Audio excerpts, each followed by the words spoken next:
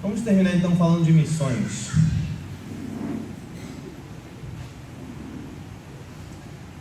Aqui no Brasil eu tenho visto algo interessante, que é a moda das churches. É um montão de igreja agora. Church, não sei que church, não sei que church.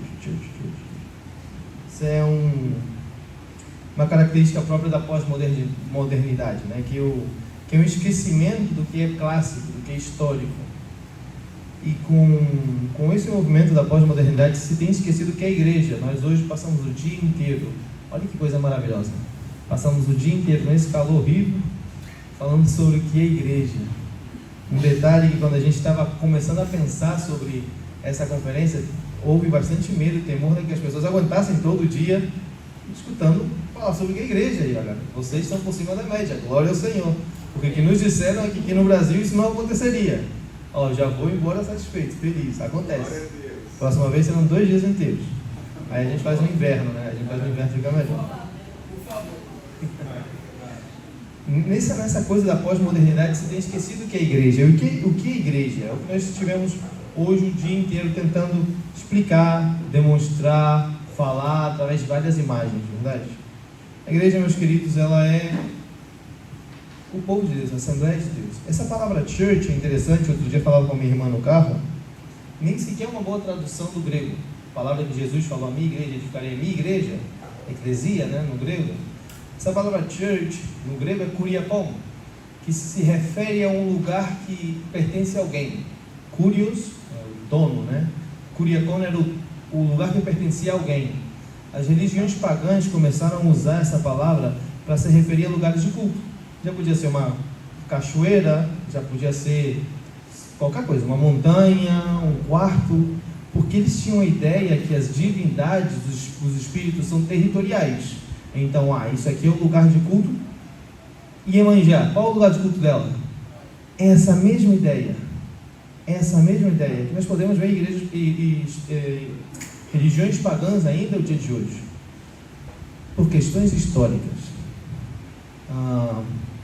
O Império Romano, católico romano, ao abraçar as religiões pagãs, começou a fazer o que nós todos já ouvimos falar, o sincretismo, verdade? Que é essa comunicação direta entre aspectos do cristianismo e do paganismo.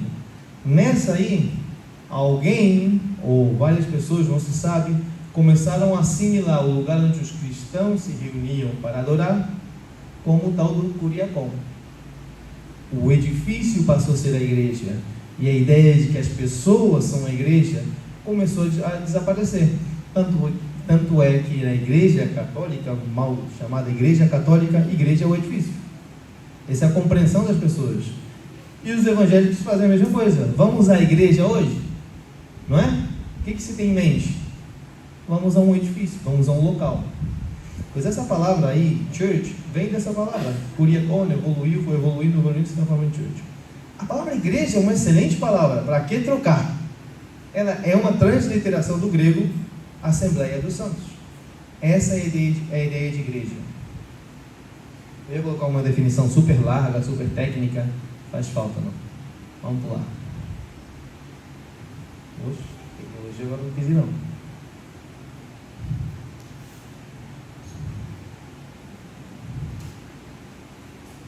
Misturou ali, né? Dá igual. Vocês estão vendo aí? Estão vendo nada? Tá bom? Tudo bem, vamos embora. Então a palavra grega, como eu estou dizendo para vocês, no Novo Testamento é eclesia. Vocês podem ver em Mateus 18, 17, Atos 11, 26, 1 Coríntios 1, 2 e muitas outras passagens. Eu vou passar os slides para vocês e vocês podem ver na vossa casa. Faz referência a um povo reunido por uma causa comum, como eu já expliquei em outra palestra, verdade? O povo de Deus reunido para escutar a palavra de Deus e adorar o Deus da palavra, de acordo com a palavra, como o nosso irmão Marlon acabou de ensinar. Até a palavra comunhão, né? A comunhão dos santos, koinonia, também no grego, se referia a algo que se tem em comum. Se usava incluso para falar de um botim de guerra, que um grupo de pessoas tinha em comum aquele botim de guerra, ou um assunto, koinonia. Incluso no latim, communio, fala de algo que nós temos uma comum união acerca de algo. Em português, comunhão. Incluso a comunhão cristã, a verdadeira comunhão cristã, só existe no contexto de uma verdadeira comunhão com Cristo. Então eu tenho comunhão com outros irmãos, com vocês que estão aqui, porque nós temos comunhão no sangue de Cristo. O que quer dizer isso? Que nós temos algo em comum, fomos redimidos pelo Senhor Jesus com o seu sangue. Então a verdadeira comunhão cristã, ela está sumamente conectada, ou essencialmente conectada, que eu tenha como indivíduo comunhão com Cristo. Então nessa evolução do que a igreja, a eclesiologia, o estudo da igreja foi desenvolvendo-se, 3 categorias então foram assumidas de forma bem geral por evangélicos, já fossem reformados ou não, que é para definir a igreja universal ou católica, como eu estava falando para vocês, a igreja triunfante e a igreja militante. A igreja universal e católica, já é redundante dizer, né, é todos os santos que existiram, existirão em todo lugar, já seja os que estão na glória ou os que estão aqui ainda militando. É a igreja universal, é o número total dos que Deus já salvou e salvará. A igreja triunfante, um subgrupo dessa igreja universal, são aqueles que já dormiram e estão com o Senhor, já estão com o nosso Senhor triunfante em glória, esperando o último dia, onde então o Senhor virá e resgatará toda a igreja e reunirá todo mundo junto. Logo temos um subgrupo dessa igreja universal, que é a igreja militante. Igreja militante, de militar, quem está batalhando, verdade? Quem está brigando por algo, somos nós. Ainda estamos nessa terra, somos peregrinos. E a gente está aqui de passagem nessa terra. E a igreja militante, ela é formada por igrejas locais. Eu quero falar da missão da igreja no contexto da igreja local. Então eu vou definir um pouco o que é a missão da igreja e logo vou falar um pouco da igreja local com relação à missão da igreja, tá bom? Vou convidar vocês para abrir vossas Bíblias lá em Mateus 28, 18 ao 20. Qual é vocês já viram, né? Um testamento. O que é um testamento? É um documento que alguém deixa para os seus herdeiros. Nesse documento, essa pessoa vai colocar aquilo que ele mais valora, aquilo que ele mais ama, vai entregar para aquelas pessoas que ele mais ama também. Alguns deixam inclusive últimos pedidos, né? Com certas condições. Fulano de tal só pode ter acesso a essa casa que eu estou deixando quando ele tiver 18 anos, por exemplo. Se deixa uma herança, se deixa certas condições para se aceder a essa herança. Então, inclusive em inglês é interessante que a mesma palavra para testamento é a palavra para vontade. Então, o testamento ele expressa o desejo da última hora de alguém. Vamos dizer que Mateus 28 é parte do testamento de Jesus Cristo para a sua igreja. Esse é o último mandamento geral para a igreja de Cristo. Jesus, aproximando-se, falou-lhes, dizendo: toda autoridade me foi dada nos céus e na terra. Deus soberano está falando. Ide, portanto, esqueci em português a palavra, é um mandamento, o verbo está em imperativo, muito obrigado, o verbo está em imperativo, portanto não é uma sugerência. Ide não é uma sugerência, ide não é só para aquele irmãozinho que fala pelos cotovelos e que não tem vergonha, que para todo mundo na rua para pregar o evangelho.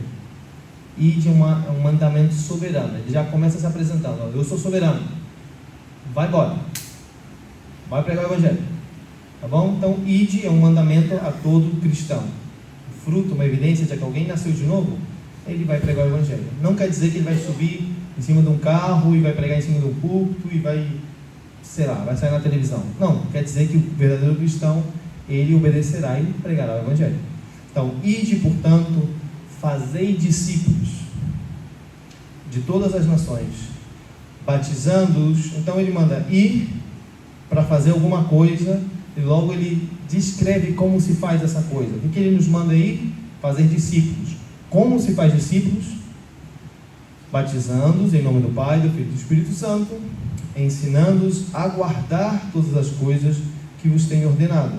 E eis que estou convosco todos os dias até a consumação do século. Na tradução em português não se entende muito bem a parte que diz ensinando-os a guardar.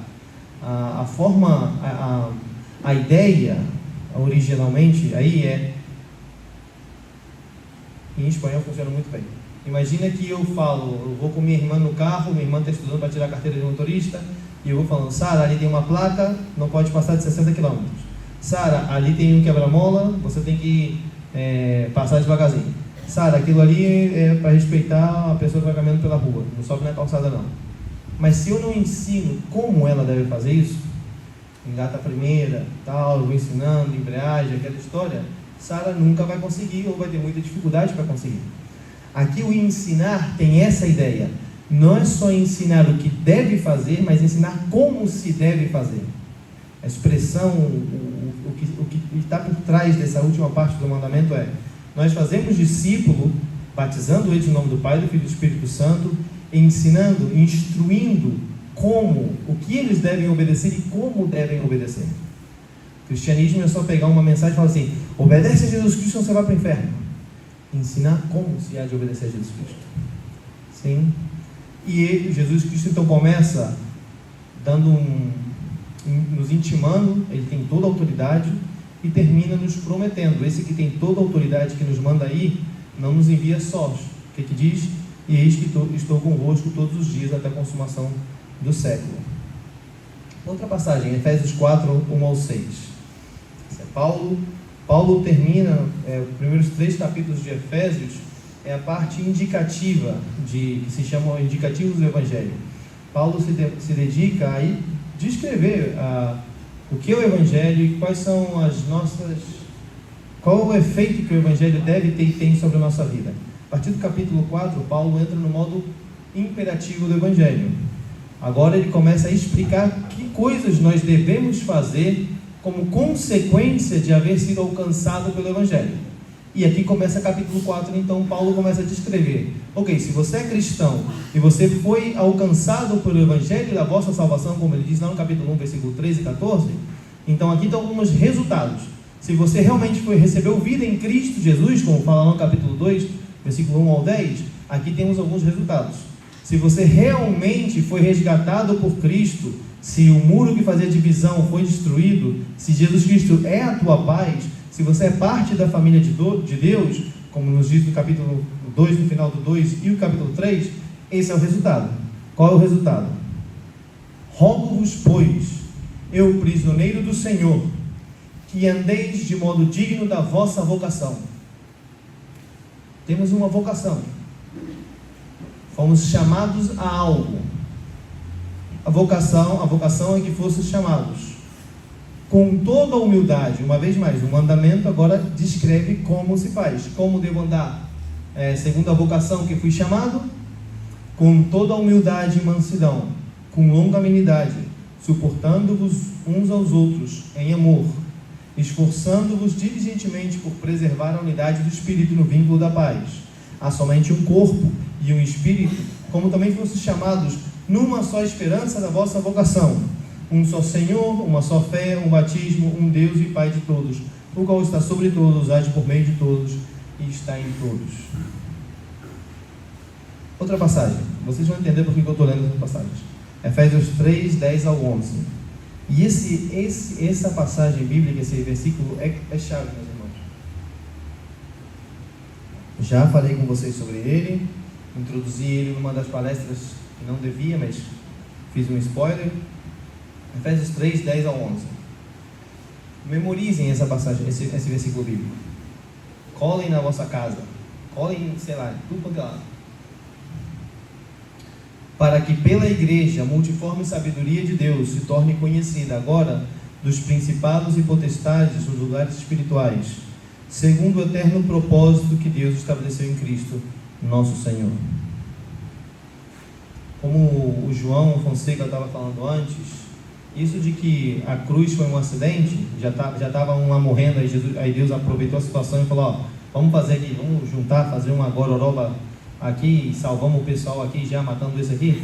Não, havia um propósito eterno para a salvação, e nesse propósito eterno, um propósito soberano, Deus já havia estabelecido que Ele ia revelar quem Ele é através da igreja. Quem é a igreja? A Assembleia, a congregação dos santos, os redimidos. Então, depois de pensar, ler essas passagens bíblicas, vamos começar a juntar o quebra-cabeça. A missão principal e mais importante da igreja é ser um instrumento pelo qual Deus revela sua glória por meio da pregação fiel do Evangelho, de fazer discípulos de Cristo e de estabelecer igrejas locais santas que se esforcem diligentemente em preservar a unidade do Espírito no vínculo da paz. Essa frase que eu acabei de compor, só fui nessas passagens bíblicas que nós lemos, peguei as partes principais delas e as juntei numa frase. Só isso. Qual é a missão principal da igreja então? Ser um instrumento pelo qual Deus mostra quem Ele é, sua glória. Como se faz isso? Por meio da pregação fiel do Evangelho, de fazer discípulos e de estabelecer igrejas locais santas que se esforçam diligentemente em preservar a unidade do Espírito no vínculo da paz. Houve um autor anglicano, Charles Bridge. Eles têm uma eclesiologia muito ruim, mas tiveram pregadores muito bons. E ele escreveu um livro que agora mesmo foi publicado em português, se não me equivoco, que se chama O Ministério Cristão. Excelente livro, uma leitura difícil porque é uma arcaica, é muito antigo, mas ele diz o seguinte, começando o livro ele fala o seguinte: a igreja é o espelho que reflete todo o esplendor do caráter divino, é o grande cenário em que as perfeições de Jeová são exibidas ao universo. Quantos de vocês pensam sobre a igreja nesses termos? Não sei quantos de vocês já participaram de uma plantação de igreja, ou tiveram naquele momento em que a igreja tem só um pouquinho de membros, aí todos nós temos sonhos grandes para a igreja, né? Nós queremos que a igreja seja isso, faça aquilo outro, tarará, tarará. Quantos de vocês pararam para pensar que o mais importante acerca da igreja não é uma obra no edifício da igreja? Ficou muito bonito, irmão, glória a Deus, aleluia. Não é uma crítica aqui à igreja local, tá bom? Quantos de vocês já pararam para pensar realmente aí plantando uma igreja que o mais importante realmente não é ter 100, 200, 300, 500 membros? O mais importante para Deus é que a igreja, a dimensão que ela tenha, isso é circunstancial. Agora, o que é imperativo é que ela reflita a glória de quem é Deus, que ela cumpra a missão pela qual Jesus Cristo veio a essa terra, levar o Evangelho aos perdidos.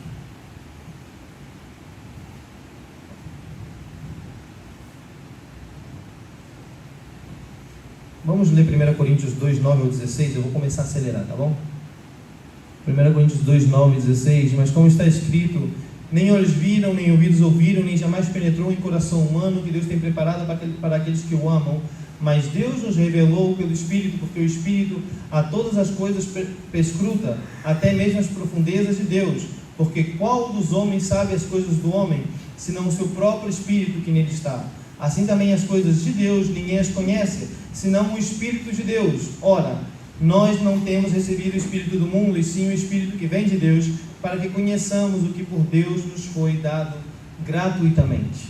A igreja é um lugar de pessoas que retêm o Espírito de Deus. Nós já falamos sobre isso, não é verdade? Quando falamos sobre conversão. Faz umas semanas atrás eu dei uma palestra, de fato esses slides é dessa palestra, onde eu falei sobre a membresia, a importância da membresia regenerada para a igreja local. Uma igreja que per se é uma congregação de santos, de redimidos, portanto tem que ser um local onde essa membresia, como seja possível, seja de pessoas realmente que nasceram de novo.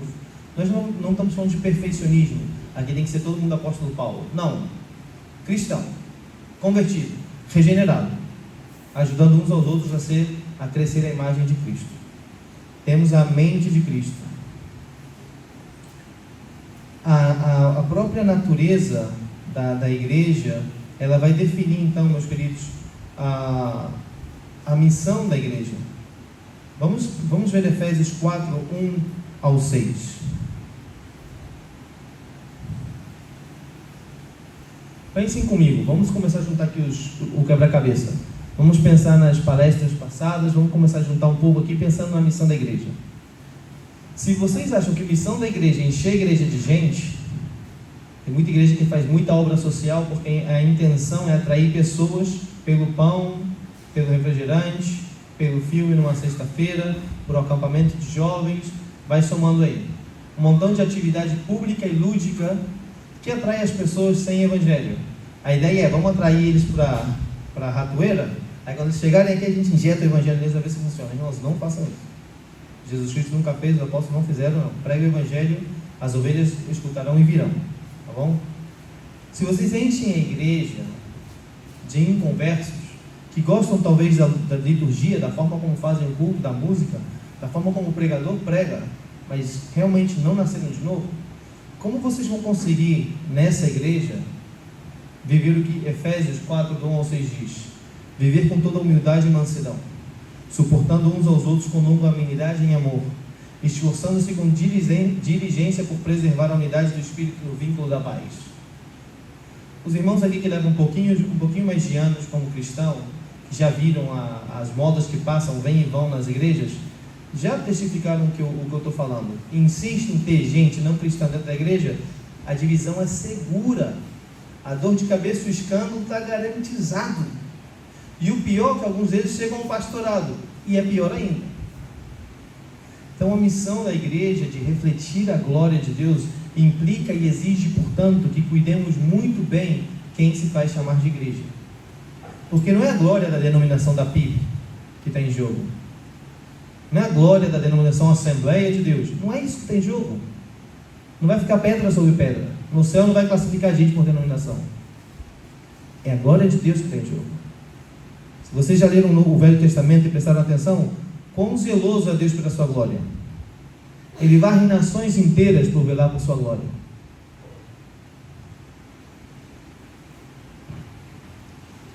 Mesmo Efésios, há somente um corpo e um espírito, como também fossem chamados numa só esperança da nossa vocação. Nós, a vocação tem muito a ver com a missão, somos chamados e somos enviados, somos chamados ao redor disso, meus queridos, há somente um corpo e um espírito. Nós somos chamados a nos unir no projeto missionário divino. Quem foi o primeiro missionário intergaláctico, o primeiro e único até o dia de hoje, interdimensional? Jesus Cristo. Está lá, João 1. Você acha que eu estou doido? Vai lá e lê João 1. Ele sendo Deus, o princípio de todas as coisas, Ele que criou tudo e que sem Ele nada do que foi feito seria feito, nem existiria. Ele veio habitar entre nós. O Criador caminhou entre a criação. O Eterno dormiu, se cansou. O Pai da vida morreu. Uau! Deus é o primeiro a fazer a maior empreitada missionária que já existiu e existirá jamais na história da humanidade. E qual era o propósito? O que veio fazer Jesus Cristo? Vou ser polêmico agora. Nada contra a ação social. Jesus Cristo veio fazer ação social?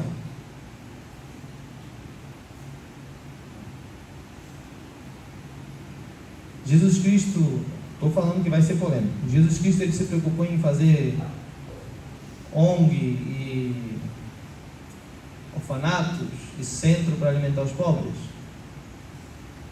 O que Jesus Cristo veio fazer e fez? Pregar o Evangelho. Apresentar um Deus que não é distante, é um Deus conosco. Estou dizendo que é pecado fazer todas essas coisas? Não estou dizendo que seja pecado, estou dizendo que não é o principal. Nós somos chamados a fazer discípulos, não meus discípulos, não da minha organização, discípulos de Cristo. Ninguém de vocês, nem nesse planeta, tem autoridade de falar que estão obedecendo a grande comissão, fazendo algo que é diferente da grande comissão. Temos o grande mandamento e temos a grande comissão, são duas coisas diferentes. O grande mandamento nos leva a pensar em ação social, claro, amar o próximo como nós mesmos, tudo bem. A grande comissão é outra coisa. O amor que se expressa na grande comissão é um amor que se preocupa pelo futuro eterno do indivíduo. Encher o bucho de alguém, meus queridos, com muito amor, não vai salvar essa pessoa. Pregar o Evangelho, sim. Tem um missionário aqui no Brasil, se chama David Bledsoe, ele é americano. Ele escreveu um livro que se chama Membresia Regenerada, o irmão João tem. Ele diz o seguinte: à luz das palavras do Senhor, seus apóstolos entendiam algo digno de nossa observação. As igrejas são o resultado e o contexto de se fazer discípulos, e o discípulo de Cristo é identificado por aquilo nele, em que ele crê e segundo ele vive. A missão da igreja é fazer discípulos, e ajudar esses discípulos a viver de uma maneira digna de sua vocação. Um discípulo de Cristo, ele há de se parecer a Jesus Cristo. Irmãos, eu tenho vou cumprir 38 anos.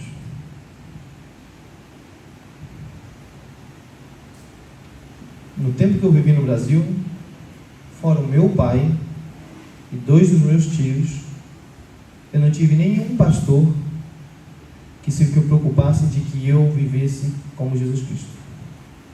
Eu tive pastores que se preocupavam se eu estava em comunhão com a igreja para tocar bateria no culto domingo. Se eu tinha participado do jejum no sábado para poder tocar no culto ou tocar no evento. Eu tive pastores que estavam muito preocupados se eu estava dando dízimo como membro da igreja. Eu tive pastores que estavam preocupados com essas coisas.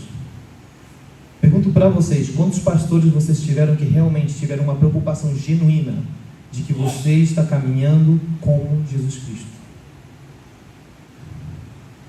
Não como muitos pensam sobre Jesus Cristo, como Jesus Cristo que vemos na palavra.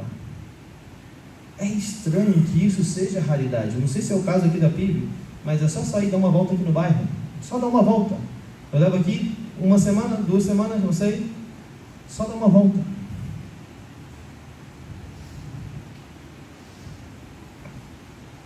A igreja local e sua missão. Então, pensando em tudo que a gente já falou, que a igreja, a missão principal dela é refletir a glória de Deus. Isso se faz como? Pregando o evangelho fielmente, fazendo discípulos, estabelecendo igrejas saudáveis. Essas igrejas saudáveis se estabelecem através do batismo, dos sacramentos, já falaremos sobre isso, na Santa Ceia também. Se estabelece através de estabelecer de preservar o vínculo da união do Espírito. Agora bem, essa é a missão da igreja, toda a igreja. Como isso define a missão da igreja local? De forma bem prática. A igreja local, ela deve velar por ter um culto saudável, nada novo, não estou falando nada novo, vocês já escutaram isso várias vezes no dia de hoje. Onde a palavra de Deus seja pregada fielmente, humildemente e pastoralmente. Missão da igreja deve ser zelar para que os meios de graça pelos quais se reconhecem e se confirmam os verdadeiros discípulos de Cristo sejam preservados e praticados fielmente. Esses meios de graças e sacramentos, outra palavra que a gente pensa em catolicismo, sacramentos, ordenanças, são o batismo e a Santa Ceia. Por que eu falo que aqui missão da igreja é velar por isso? Está na grande comissão, fazer discípulos. Outro último momento assim da carreira de Jesus Cristo que ele estabelece algo é a própria Santa Ceia. Quem estabeleceu a Santa Ceia não foi Paulo, foi Jesus Cristo. E quando ele estabelece a Santa Ceia, ele estabelece a Santa Ceia como um memorando. Quantos de vocês tomam a Santa Ceia, se reúnem como Santa Ceia, para lembrar o que Cristo fez? Eu espero que seja a prática de vocês. Infelizmente, muitos tomam a Santa Ceia para mostrar que é digno de tocar no louvor da igreja, para dizer eu sou digno de tomar Santa Ceia porque eu não forniquei, porque eu sei lá o quê. E em nenhum momento se estabelece a Santa Ceia como para garantizar a dignidade de ninguém. A Santa Ceia, ela é um memorando, um recordatório do que Jesus Cristo fez. A Santa Ceia é uma proclamação de que Ele virá também. Devemos fazer isso até que Ele volte. Nós devemos velar, irmãos, que só cristão, gente que nasceu de novo, que faz parte do corpo, tem acesso à Santa Ceia, porque a Santa Ceia é uma celebração daqueles que foram resgatados. Só os que nasceram de novo devem ser batizados, porque o batismo é uma confissão de fé. Historicamente, batistas, por que se chamam batistas? Porque o cavalo da guerra nesse assunto era justamente quem deve ser batizado, quem faz parte da igreja. Aí parece que o dia de hoje vão batizar todo mundo. Não é batismo. Vamos tomar Santa Ceia de qualquer forma. Não é tomar Santa Ceia. A missão da igreja é velar então para que esses meios de graça sejam preservados na igreja, que eles transmitam a ideia que devem transmitir. A igreja deve ser responsável na aplicação adequada da disciplina. Missão da igreja: ser responsável de aplicar adequadamente a disciplina. Como nosso irmão João Fidelis esteve ensinando, A igreja é a tribuna final, é a corte final, para cuidar do corpo.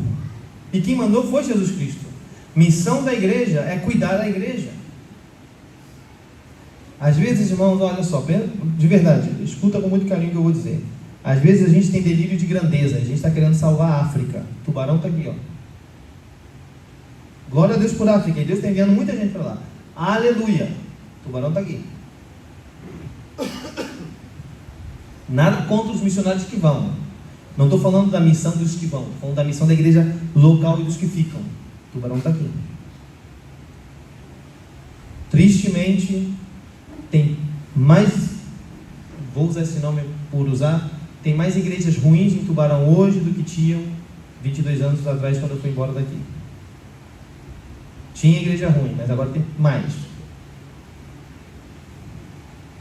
Não tem como não permitir que eles abram a igreja, né? Estamos num país livre, deixa deles, mas devia estar vazio.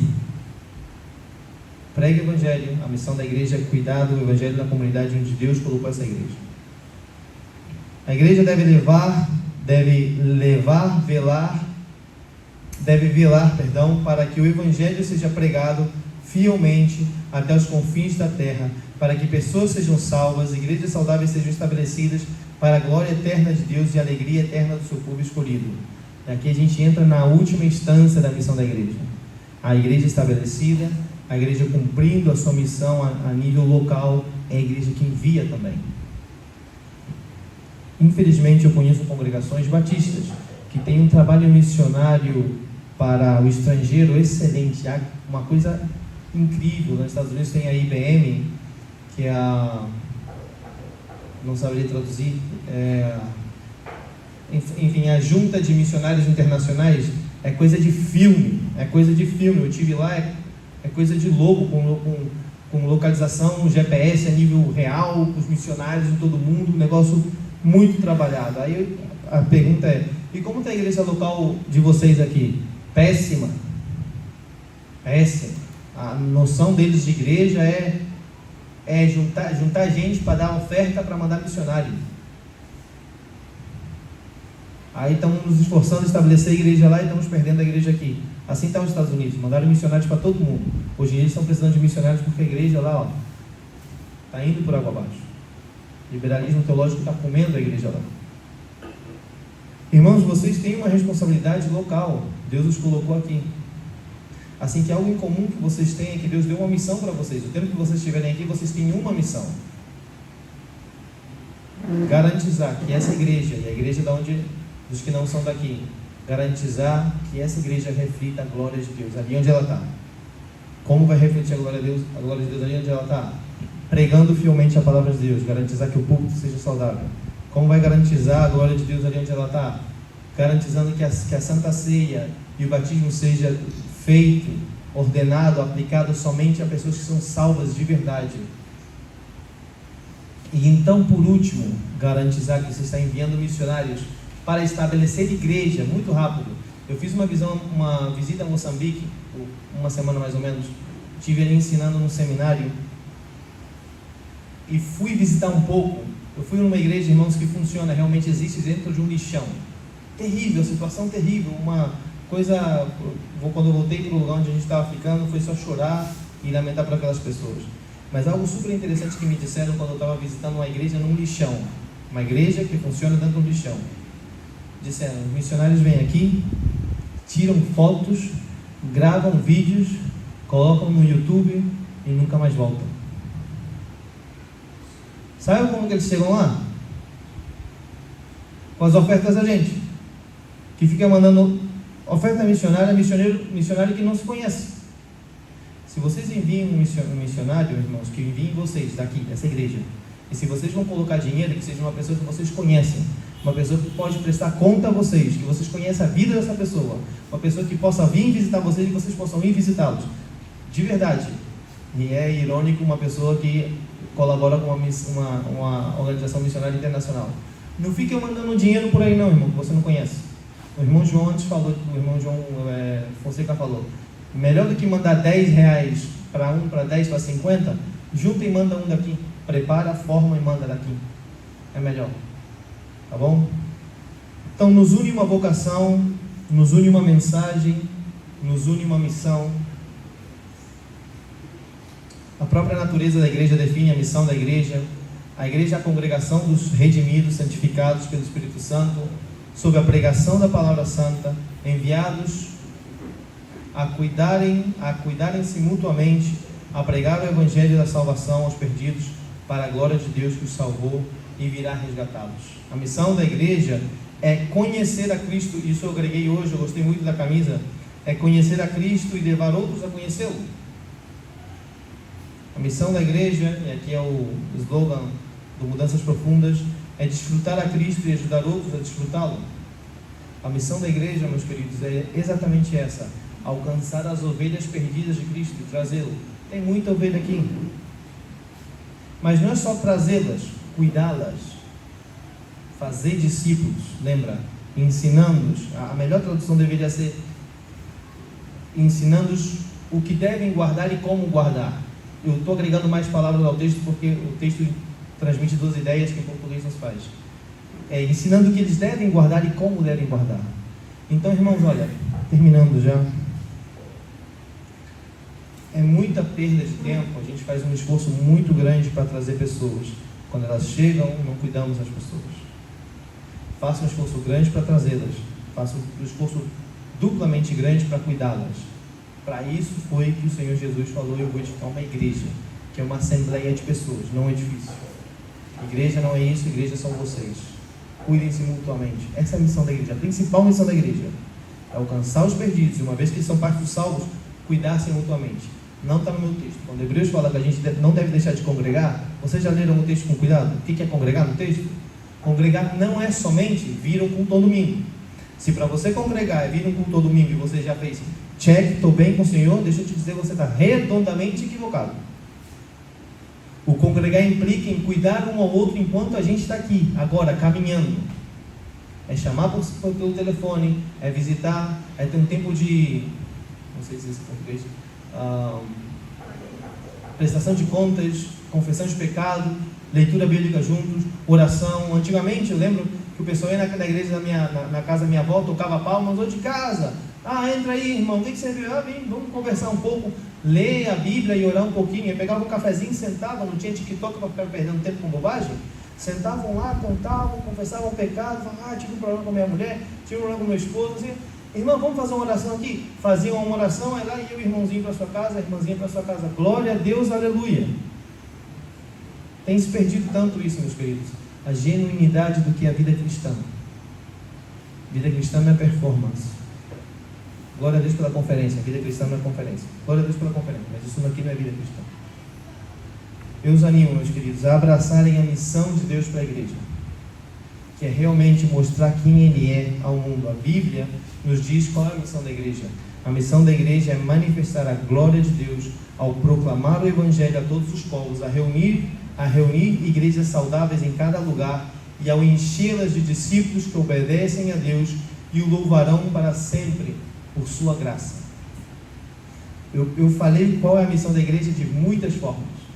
Parafraseei o mesmo princípio de diferentes maneiras. Eu não quero que vocês abracem: o Emerson falou que isso é a missão da igreja, abracem e vão morrer com esse negócio aqui. Eu parafraseei o que a Bíblia diz de diferentes maneiras. O foco é a glória de Deus. O segundo é a igreja local, o cuidado do corpo, o evangelismo e cuidado do corpo. Em terceiro, enviar as nações também.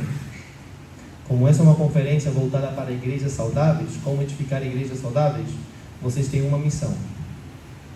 Conheçam a vossa Bíblia e o Deus dessa Bíblia.